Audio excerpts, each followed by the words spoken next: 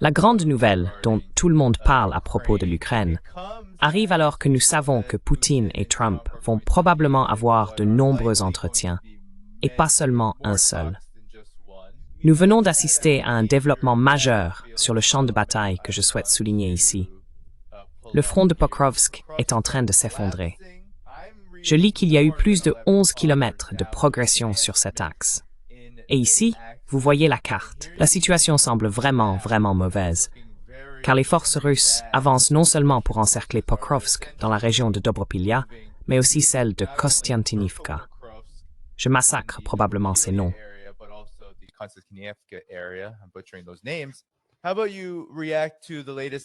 Que pensez-vous des derniers développements, non seulement sur le champ de bataille, mais aussi de la façon dont ils influencent l'ensemble de la situation? Donald Trump affirme que Poutine l'a contacté, mais beaucoup supposent que c'est en réalité l'effondrement de l'Ukraine qui pousse les États-Unis à revenir à la table des négociations. Qu'en pensez-vous? Yeah, thank you, Danny. I'm looking at it a little bit differently than Oui, a lot of merci people. Danny. I'm looking at it Je vois les choses un peu différemment de beaucoup de gens. Je le vois plutôt à l'envers. C'est Donald Trump qui a clairement convoqué cette réunion. clearly. Pourquoi les États-Unis appelleraient-ils à un cessez-le-feu? Regardez simplement le début de l'administration Trump. À chaque fois, que ce soit à Gaza, en Iran, lors de l'attaque contre l'Iran ou lors des différents blocages avec l'Ukraine, à chaque étape, les États-Unis ou leurs alliés appellent à une réunion ou à des négociations pour gagner du temps. A meeting or negotiations to buy time. That's because in the absence of any Parce qu'en l'absence de tout changement de politique clairement exprimé, et dans le cas de l'Ukraine, nous ne voyons rien. Nous ne voyons absolument rien. C'est ce que je répète depuis quelques semaines à différents commentateurs et aussi dans mon émission. Je ne vois rien de dit ou d'exprimé qui me laisse penser que les États-Unis, que l'administration Trump ait une meilleure compréhension du conflit qui leur permettrait de s'asseoir et de trouver un accord avec la Russie pour qu'il y ait une sorte de convergence des esprits. Et si vous n'avez pas cela, je ne vois pas comment ils pourraient. La Russie ne va évidemment faire aucune concession, puisqu'elle est en position de force. Pourquoi le ferait-elle? Et qu'est-ce que les États-Unis pourraient bien mettre dans la balance? Simplement sur la base de ce que nous avons entendu, qui a été dit haut et fort et de façon rhétorique.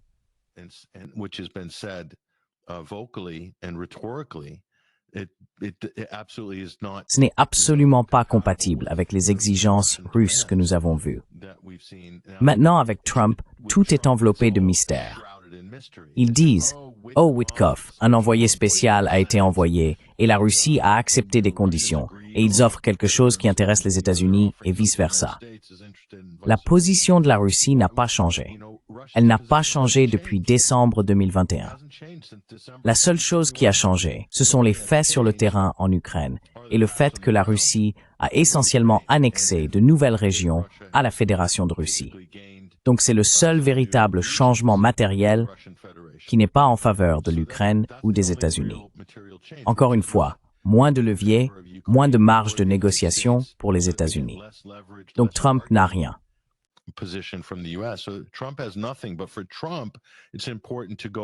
Mais pour Trump, il est important de rendre cela public afin de donner l'impression que les États-Unis tiennent les rênes, qu'ils dictent le rythme des événements et que Trump a de l'influence, qu'il va obtenir un bon accord parce qu'il est connu comme le spécialiste de l'art de la négociation. Mais il n'y a pas d'accord ici pour les États-Unis. Il n'y a rien pour l'administration Trump. Voilà ce que j'ai compris de tout cela. Je ne vois rien qui nous laisse croire qu'il va y avoir du nouveau ici. Ce que je vois, c'est que les États-Unis cherchent à gagner du temps. Ils essaient de gagner du temps pour changer la situation sur le terrain parce qu'ils pensent qu'ils peuvent le faire. Mais en réalité, ils ne le peuvent pas, même s'ils le croient. Alors, quelle est la surprise? Quelle va être la grande révélation? Et la grande révélation sera ce qui s'est passé avant les dernières négociations à Istanbul, n'est-ce pas? Et ce qui s'est passé après, oui. And what happened after? Attaque surprise. So this ultimatum came from Trump. Donc cet ultimatum est venu de Trump. Trump a donné un ultimatum aux Iraniens, 60 jours. Le 61e jour, il y a eu une attaque surprise. Après l'accord d'Istanbul, la Russie a envoyé une délégation complète, qu'ont fait les États-Unis. Et les Britanniques et les Ukrainiens, ils leur ont planté un couteau dans le dos. Non seulement ils ont mené une attaque surprise, mais aussi une attaque flagrante contre la dissuasion nucléaire de la Russie. C'est une provocation géopolitique majeure. C'est suffisant pour dire que tout est remis en question. Nous allons à la guerre. Voilà, c'est ce que les États-Unis ont fait. Voilà leur bilan. Maintenant, la question est, la Russie est-elle aussi stupide? La Russie est-elle aussi stupide, ou bien qui manipule qui ici?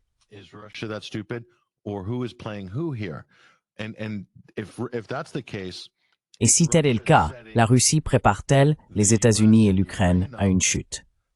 Parce qu'en réalité, tout ce que la Russie a à faire, c'est laisser le temps s'écouler, vous voyez. Et nous l'avons aussi dit depuis très longtemps, l'horizon politique de la Russie est long. Ils ont l'avantage de la détermination. Ils disposent d'une profondeur stratégique. Ils ont l'équilibre des forces de leur côté. Ils ont tous ces atouts de leur côté. Et politiquement, Vladimir Poutine n'est soumis à aucune pression. Il n'y a pas d'élection à venir. Il n'y a pas d'élection à la Chambre, de partielle prévue en 2026 ou autre. Il n'y a pas de Chambre ou de Sénat républicain. C'est un problème aux États-Unis. La base MAGA de Trump se fracture. Il y a toutes sortes de problèmes là-bas.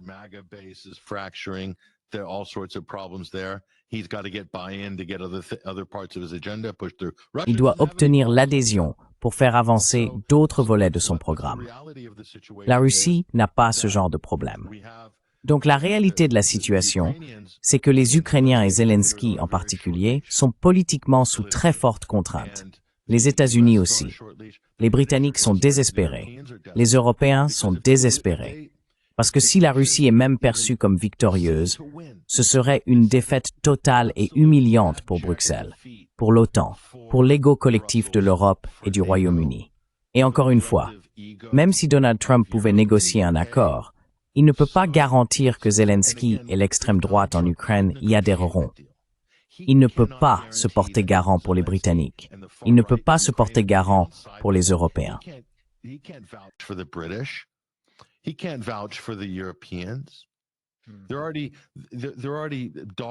Il lance déjà des attaques à mots couverts. Oui. Donc il n'a rien, il ne peut rien faire avec la Russie, à part obtenir une séance photo en Alaska, une poignée de main, quelques gros titres. Et je pense que la Russie en est bien consciente. Ou alors Zelensky pourrait surgir de nulle part dans son t-shirt vert en disant « Je suis là, Poutine. Cette injustice ne passera pas. » Je veux dire, faire ça comme une sorte de coup médiatique. C'est le seul risque d'organiser ça sur le sol américain, que Zelensky puisse se pointer, ou être en ville, ou prier à l'aéroport, grelottant en Alaska, même s'il fait chaud en août. Enfin, je ne sais pas. Je ne vois pas ce que la Russie y gagnerait.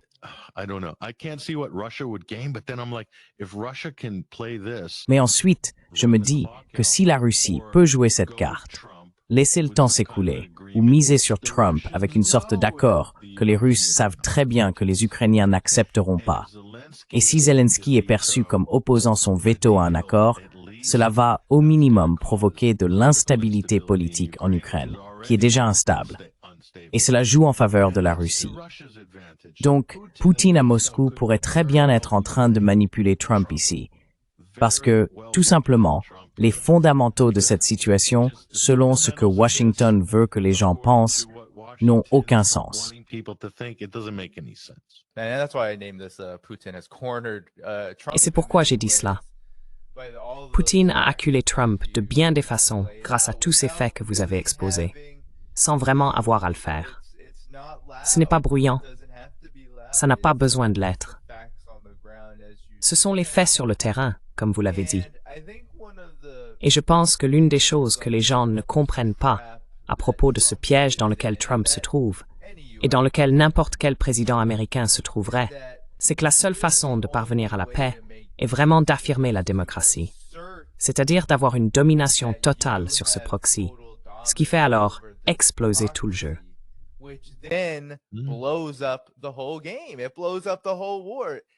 Cela ferait exploser toute la guerre. Les États-Unis seraient obligés de trouver un accord avec la Russie, s'exposant essentiellement, alors qu'ils s'efforcent vraiment de ne pas le faire, comme le véritable marionnettiste et non simplement comme le médiateur, rôle qu'ils prétendent jouer actuellement. Qu'en pensez-vous?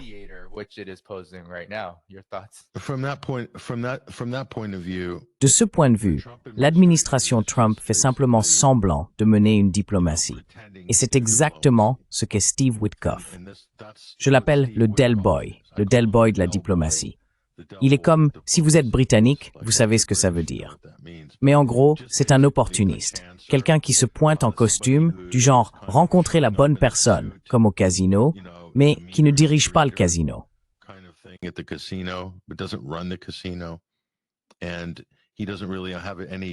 Et il n'a vraiment aucune profondeur de compréhension de quoi que ce soit. Il n'a même pas été capable de nommer les régions du Donbass lors d'une interview avec Tucker Carlson. C'était, vous savez, sa grande interview de présentation. Il n'a même pas pu nommer les régions du Donbass. D'accord, donc c'est le secrétaire d'État de facto. Très bien. Donc ils essaient de s'en sortir en bluffant. D'accord, donc il n'y a aucune chance qu'il soit capable de comprendre et d'apporter quoi que ce soit. Parce que si les personnes impliquées, comme Trump et Witkoff, n'ont pas vraiment une compréhension fondamentale, pour eux, d'après la façon dont ils l'ont exprimé publiquement, et ils pensent peut-être différemment en coulisses, mais ça ne fonctionne pas vraiment en politique, surtout dans cette situation.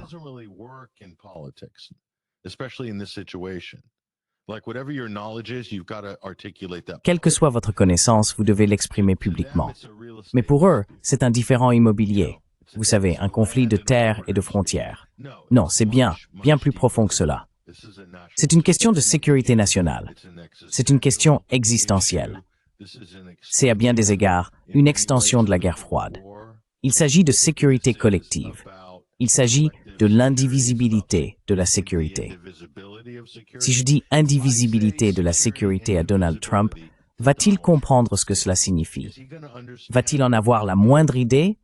Ou est-ce que cela va lui passer complètement au-dessus de la tête? Et si c'est le cas, alors cet homme ne peut rien faire. Il n'apportera rien.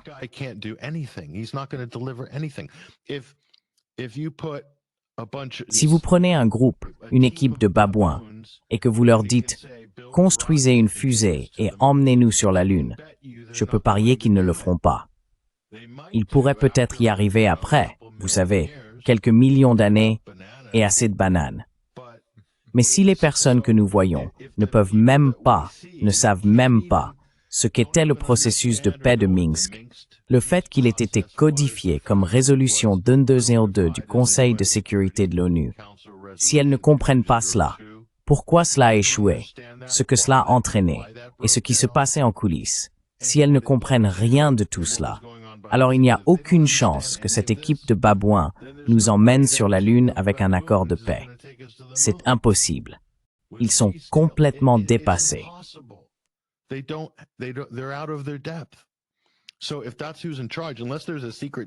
Donc si ce sont eux qui sont aux commandes, à moins qu'il n'y ait une équipe secrète de génies en coulisses qu'on ne voit pas, comme une super équipe secrète de diplomates Sherpa, je ne pense pas qu'ils soient là.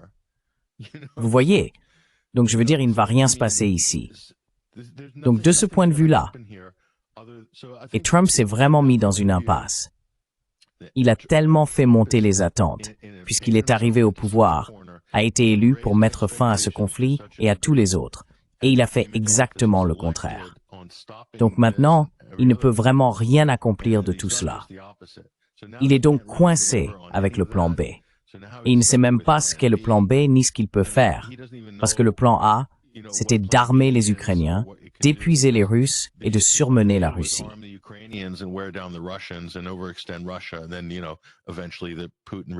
Et puis vous savez, finalement le régime de Poutine s'effondrerait de l'intérieur. C'était le plan des démocrates. Et Trump a dit, eh bien non, Nous allons faire les choses différemment. Mais il est en quelque sorte revenu à ce schéma par défaut en ce qui concerne la politique actuelle. Mais ensuite, toute la rhétorique. Oh oui, nous allons mettre fin à tout ça. Vous savez, il dit juste, oh, ils s'entretuent, ils s'entretuent. Non, vous tuez des Russes. Les États-Unis tuent des Russes. Les Britanniques tuent des Russes. L'OTAN tue des Russes via l'Ukraine, avec tout notre matériel, nos équipements, nos renseignements et tout le reste. La Russie ne tue aucun Américain. Russia's not killing any Americans. Russia's not killing any Europeans. They're not killing any British. La Russie ne tue aucun Européen. Il ne tue pas de Britanniques. Pas officiellement. Pas de soldats officiels. Oui, bon, s'il y a ces mercenaires qui traînent, les petits hommes verts de l'OTAN qui courent en Ukraine, cela signifie qu'ils sont des co-belligérants. Donc, si vous êtes co-belligérant, vous ne pouvez pas prétendre arbitrer des négociations. C'est impossible. Ça ne marchera pas. La Russie sait tout cela. Je ne pense vraiment pas que la Russie prenne l'administration Trump au sérieux, mais ils ont appris à l'aider à se mettre en valeur. Et en réalité, c'est la Russie qui va avoir le temps de changer la situation sur le terrain, comme vous venez de le montrer avec l'avancée militaire. As you just showed with the military advance and the fact that, by the time Et le fait est que, d'ici à ce qu'il tergiverse pendant les 2 prochains mois, la Russie sera déjà jusqu'au Dniepr. Et à ce moment-là, on s'approche des conditions de reddition s'il décide de continuer à se battre. Oui, cela va être difficile, car une fois que la Russie aura atteint le Dniepr, elle pourrait potentiellement couper les lignes d'approvisionnement de Kharkiv. Potentiellement, elle pourrait aussi lancer une avancée sur Kiev à un moment donné, comme geste symbolique. Mais la Russie comprend aussi autre chose. Avec suffisamment de temps, il pourrait facilement s'entendre sur un accord intérimaire.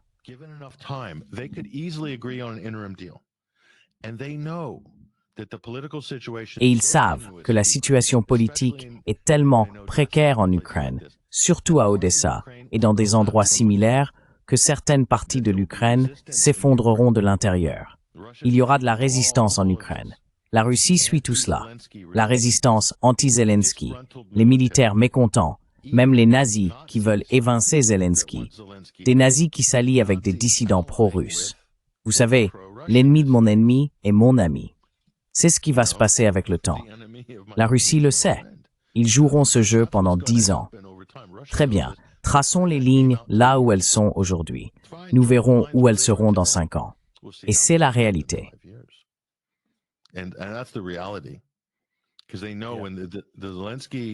Parce qu'ils savent que lorsque Zelensky et les forces armées ukrainiennes s'effondreront par rapport à leur niveau de cohésion d'il y a 2 ans, toutes ces régions dominées par des populations russophones ou ce qu'ils appellent des Russes ethniques, la mainmise de Kiev et de l'Occident sur ces territoires deviendra très fragile. Et cela change complètement la donne. Mais cela ne peut se produire qu'avec le temps. Le temps joue en faveur de la Russie. Il ne joue pas en faveur de Kiev, il ne joue pas en faveur de Washington, il ne joue pas en faveur de Bruxelles. Nous voyons l'administration Trump, voici Donald Trump, qui prédit déjà, en substance, que ces discussions pourraient ne rien aboutir, comme vous l'avez dit. Allez voir si vous m'hénitre. Maintenant, je pourrais partir en disant « bonne chance ». Et puis à la fin, je pourrais dire ceci. Alors il peut partir en disant « bonne chance » et que cela ne sera pas du tout réglé. Mais ensuite, il y a cette dynamique dont tu viens de parler, qui émerge maintenant, simplement sans l'analyse perspicace dans les médias traditionnels. L'Union européenne, Zelensky, aucune concession, rien. Ils n'accepteront jamais quoi que ce soit qui pourrait sortir de discussion entre les États-Unis et la Russie. Et pour moi, je crois que tout cela est intentionnel. Ce n'est pas un hasard. Ce n'est pas simplement que l'Europe est tellement en colère contre les États-Unis et que Zelensky n'arrive pas à croire ce qui se passe. Je pense qu'il y a beaucoup de tentatives de semer une dénégation plausible, afin que maintenant l'Europe et Zelensky puissent donner l'impression qu'ils tiennent réellement les rênes. Et cela permet essentiellement aux États-Unis de continuer ce qu'ils font et de poursuivre la guerre.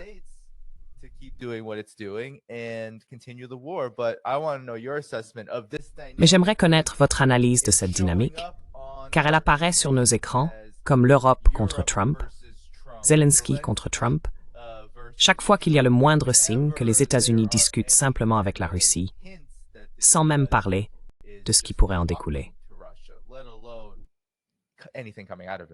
They're panicking. Oui, oui, ils paniquent.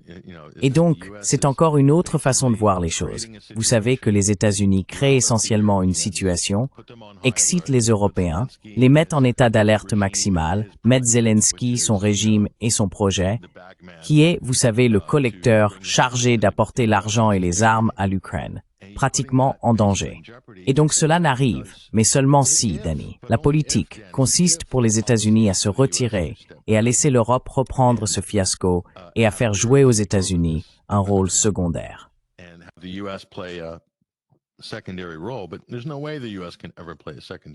Mais il n'y a aucune chance que les États-Unis puissent jamais jouer un rôle secondaire. Ils vont jouer un rôle principal en Europe, en matière de défense, de renseignement et sur le plan géopolitique. La Russie est une puissance nucléaire, donc il n'est pas question que les États-Unis se mettent en retrait. Je n'adhère donc vraiment pas. J'ai du mal à croire à cette position MAGA de J.D. Vance. Eh bien, laissons les Européens gérer ça. Parce que si on regarde où va l'argent, et je suis toujours la trace de l'argent américain va dans l'expansion de l'OTAN, sans aucun doute, surtout en regardant la Scandinavie. 47 nouvelles bases en Scandinavie, au Danemark, autour du Cap, au Danemark, en Finlande, en Suède, en Norvège, 47. Ce sera une force militaire plus importante. Oui, c'est l'OTAN. C'est en fait l'OTAN plus l'Arctique.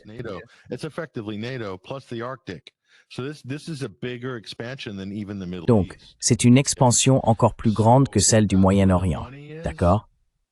Donc, si c'est là que se trouve l'argent, alors comment les États-Unis peuvent-ils être en train de reculer?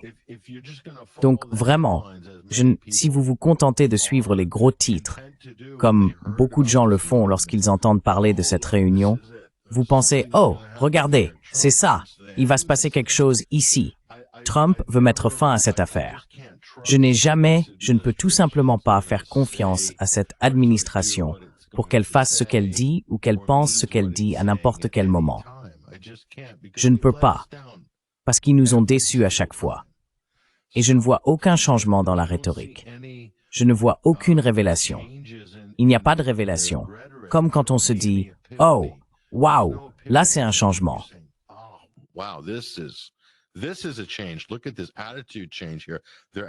Regardez ce changement d'attitude ici. Ils voient enfin la réalité. Cela fait maintenant 7 ou 8 mois. Il n'y a rien de tout cela. Donc cela signifie que la politique ne peut pas changer. Et la politique, c'est l'encerclement de la Russie, l'affaiblissement de la Russie, finalement la défaite de la Russie ou la transformation de la Russie en une entité cliente et subordonnée à l'Occident, puis son démantèlement, vous voyez, et ensuite prendre la Géorgie, puis, vous savez, ajouter la Géorgie et l'Azerbaïdjan à l'OTAN, ainsi que la Moldavie. La Moldavie est un exemple parfait.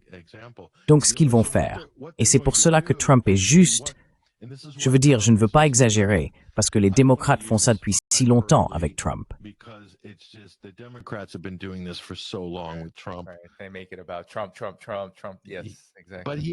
Ils ramènent tout à Trump, Trump, Trump, Trump. Oui, exactement. Mais c'est un idiot. Soyons honnêtes, il n'est pas très intelligent. Il essaie simplement de bluffer sur des sujets où il existe clairement une multitude d'experts, y compris d'autres hommes d'État, ses homologues, qui sont bien plus compétents et éloquents que lui. Et au lieu d'être respectueux et de s'entourer de conseillers avisés, il s'est entouré d'escrocs et de personnes en qui il a confiance, mais qui ne connaissent rien à rien. Lui et eux essaient de bluffer tout au long du processus, ce qui est extrêmement irrespectueux.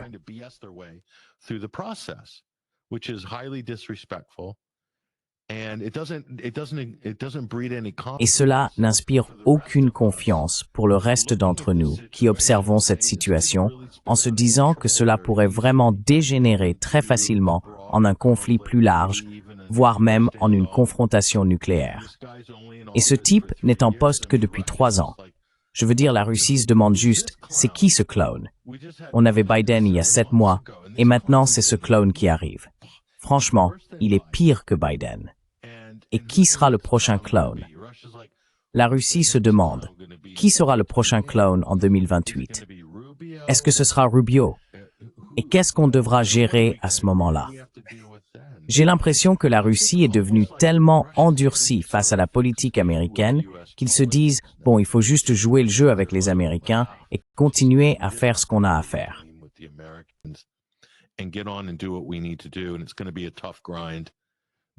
Et ça va être une lutte difficile. Mais nous n'allons pas nous laisser distraire, ni nous faire de faux espoirs en pensant qu'ils vont pouvoir signer un quelconque traité, encore moins le ratifier dans leurs législatures respectives en Occident. Franchement, soyons sérieux. Imagine un traité rédigé en ce moment avec l'Ukraine.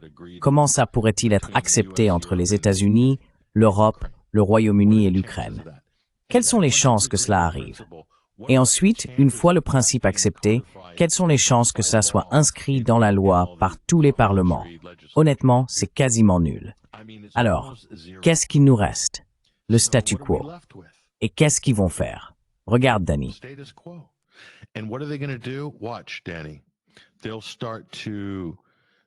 Ils vont commencer à agir de manière plus agressive sur le front de la frontière roumaine. Ils vont aussi commencer à agir plus agressivement via la Moldavie, oui, la Moldavie, et également dans les pays baltes, avec le commandant des forces terrestres américaines pour l'OTAN. Je crois qu'il s'appelle Chris Donahue. Il était à une conférence. Vous l'avez probablement vu la semaine dernière. Nous l'avons diffusé ici, oui. D'accord. Et il parle de Kaliningrad. Et nous avons déjà élaboré un plan pour, vous savez, neutraliser tous les systèmes d'interdiction de zone que les Russes possèdent. Nous allons tous les éliminer. Nous allons faire ça très rapidement et ce sera fait, ça, puis nous ferons cela.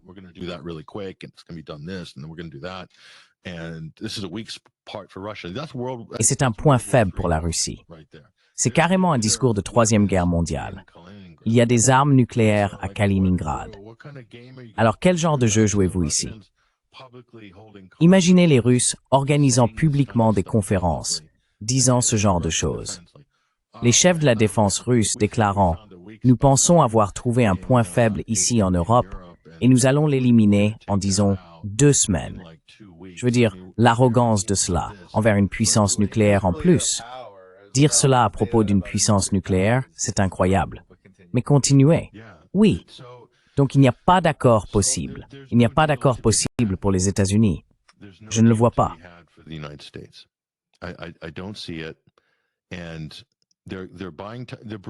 Et ils achètent. Les Britanniques pensent qu'ils peuvent gagner du temps grâce à des essaim de drones et à certaines des nouvelles technologies dont ils disposent, ainsi qu'à des opérations de sabotage déjà planifiées, qu'ils pourront vraiment rendre la vie difficile aux Russes et peut-être même assassiner la direction russe ou autre.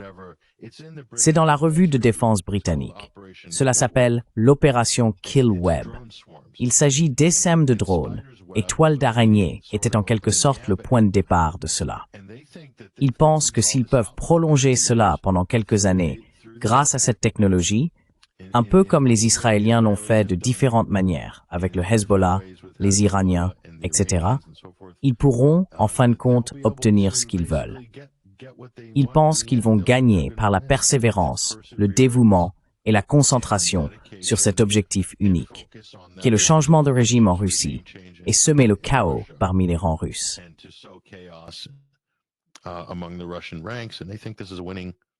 Et ils pensent que c'est une formule gagnante. Et ils vont pas abandonner. J'ai bien peur de devoir dire qu'ils ne vont pas abandonner. Et où cela va-t-il nous mener? Vous savez, où cela va-t-il nous mener? Qu'est-ce que la Russie va faire si elle se sent menacée de manière existentielle à ce niveau-là?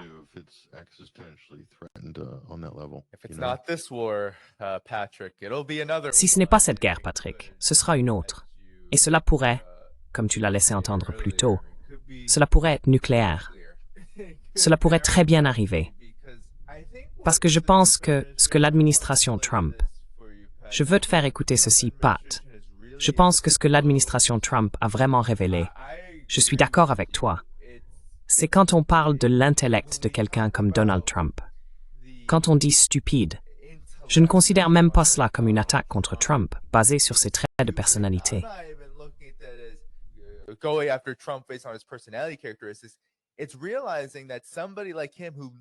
C'est se rendre compte que quelqu'un comme lui, qui littéralement ne se soucie pas ou ne sait absolument rien de ce qui se passe en Ukraine, peut être élevé à ce niveau parce qu'il est entouré de personnes qu'il conseille mal et le manipulent. Pete Hegseth, l'un des escrocs auxquels tu faisais référence.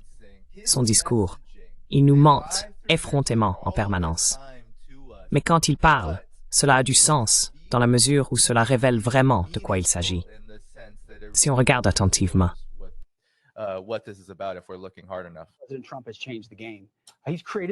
Le président Trump a changé la donne. Il a créé les conditions pour un possible règlement négocié, ce qui a été son objectif depuis le début, dans un champ de bataille très complexe. Je ne pense pas que Vladimir Poutine accepterait de rencontrer sans ressentir cette pression. Le président a défini les paramètres, tout comme Steve Witkoff et d'autres. Nous sommes du côté de la force dans la logique de la paix par la force.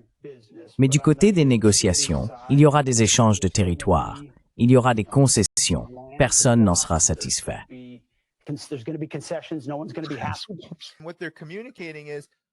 Ce qu'ils essaient de communiquer, c'est que Poutine ressentait la pression. La Russie ressent la pression. Donc, nous sommes du côté de la paix par la force. Et cela est censé nous faire comprendre que nous sommes entre de bonnes mains, malgré tout ce que vous rapportez. Quelle est votre réaction à cela, Patrick?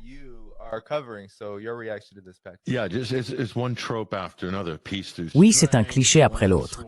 La paix par la force, les échanges de territoire, Poutine qui sent la pression. Vous savez, le présentateur de Fox News s'est maintenant complètement dévoilé, Pete Hegseth là, et il se retranche derrière des éléments de langage, ce que l'on fait dans les médias traditionnels américains. On se contente de répéter des clichés, des éléments de langage, et il n'y a aucune force. Il n'y a aucune force. Trump est un dirigeant tellement faible. Et il est tellement faible. On ne peut pas être un dirigeant fort.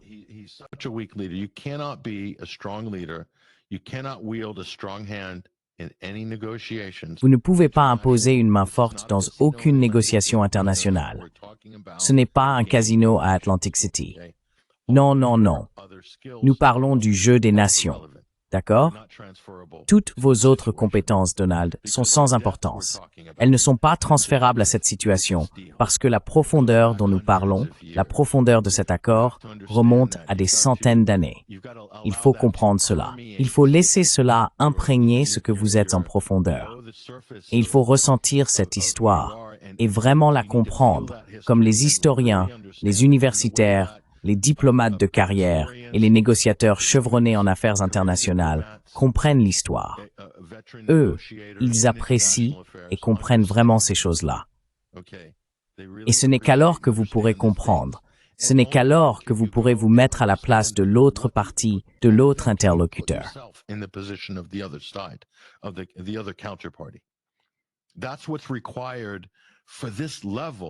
C'est ce qui est exigé à ce niveau. C'est de la diplomatie de haut vol. Les exigences, les prérequis pour ce type d'engagement dans les relations internationales sont extrêmement élevés. Le niveau d'excellence attendu est traditionnellement très élevé. Nous parlons d'anciennes équipes américaines, sous Reagan, Bush père, même Clinton, qui parlaient couramment le russe. Certains des principaux diplomates, ceux qui conçoivent les accords, qui les élaborent réellement et mènent toutes les réunions à huis clos, parlent couramment le russe et probablement 3 autres langues. Qu'en est-il de l'administration Trump? Quel est le calibre des personnes ici? Rien de comparable. Donc l'accord, s'il y avait un accord, serait le suivant. La Russie voudrait bien sûr la levée des sanctions.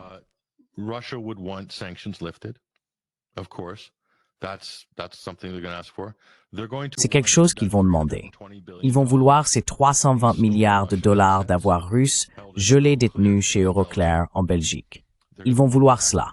L'argent qu'ils menaçaient de donner à l'Ukraine pour payer toutes les armes et tout le reste, ils vont vouloir que cela cesse. Ils vont vouloir la fin des menaces de destruction de leurs pétroliers et de leurs flottes fantômes. Ils veulent pouvoir vendre du pétrole et du gaz à l'Europe et au monde entier. Ils veulent lever le plafonnement du prix du pétrole russe. Ils vont exiger une garantie absolue qu'il n'y aura jamais d'adhésion de l'Ukraine à l'OTAN à l'avenir et que l'OTAN cessera de tenter de s'étendre dans le Caucase et en Asie centrale. Point final. Cela inclut l'Azerbaïdjan, la Géorgie et la Moldavie, on pourrait dire.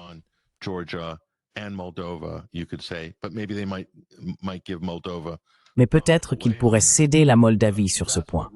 C'est ce que la Russie chercherait à obtenir en premier lieu des États-Unis. Maintenant, si les États-Unis pouvaient offrir tout cela à la Russie, et peut-être qu'ils le pourraient, peut-être même Trump le pourrait, mais la Russie n'accordera aucune concession sérieuse de son côté. Alors à quoi ressemble réellement cette négociation? Qui tient les rênes? Ce ne sont pas les États-Unis. Et c'est bien là le problème. C'est un suicide politique pour quiconque en Amérique, comme Pete Hegseth, d'aller dire « Mon Dieu, on est vraiment mal parti sur ce coup-là, les gars. Je suis Pete Hegseth, secrétaire à la Défense, et on est vraiment dans la mouise. OK, là, on a vraiment touché le fond. »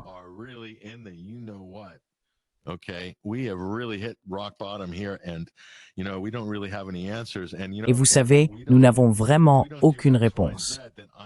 Et vous savez, si nous ne faisons pas X, Y et Z, alors je vais simplement démissionner.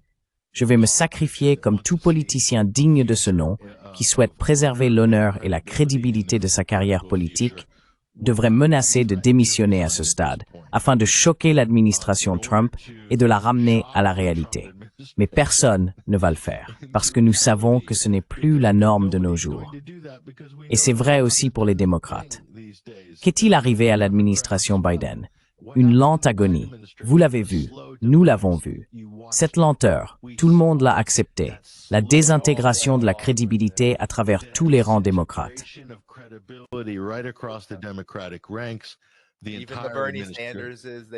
Bernie Sanders, ils ont tous suivi le mouvement. Tout le monde. C'était tellement grave que même Kamala Harris n'a pas pu s'en distancer quand elle a pris le relais de Biden. Parce qu'il n'y a personne qui... Par exemple, la personne idéale qui aurait dû démissionner aurait été Tulsi Gabbard, sous l'administration Trump, à propos de l'évaluation du renseignement sur l'Iran. Parfait. Et cela l'aurait probablement positionnée comme la politicienne la plus crédible. Mais non, au XXIe siècle, c'est pas permis en politique. C'est réservé à la carrière. Là-bas, oui, c'était méprisable. Donc vous savez que ça n'arrivera pas. Alors qu'est-ce qui nous reste ici? Vous savez, ce sont que des jeux.